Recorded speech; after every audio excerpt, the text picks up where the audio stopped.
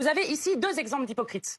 Monsieur Véran, qui n'a pas répondu à ma question sur combien ont coûté les primes Macron à l'assurance vieillesse, j'aimerais savoir. Vous avez écrit noir sur blanc que vous faisiez cette réforme des retraites pour compenser les cadeaux qui étaient faits aux plus riches et à la baisse des impôts de production. Donc ce sont pour les cadeaux faits aux plus riches que vous demandez à des millions de Français de voter plus longtemps. Et monsieur Bardella, ça c'est la proposition de loi que vous avez déposée avec le Rassemblement national lors de votre journée réservée du 12 janvier. Qu'est-ce qu'elle fait cette proposition de loi? Elle propose d'augmenter les salaires, non pas en augmentant le SMIC, vous avez tous les deux voté contre.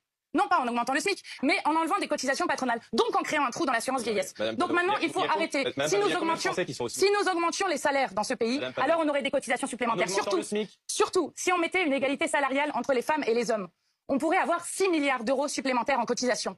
Donc il faut arrêter de dire que nous ne pouvons pas trouver de l'argent dans notre pays. Il y a des emplois créés. Monsieur Véran, les 100 000 emplois qui manquent à l'hôpital public, les 240 000 qui manquent dans les EHPAD, les 300 000 qui manquent pour l'agriculture paysanne et écologique. Nous avons des millions d'emplois à créer dans ce pays qui sont socialement et écologiquement utiles. Et par ailleurs, nous avons 6 millions de personnes privées d'emploi et 14 000 personnes qui meurent.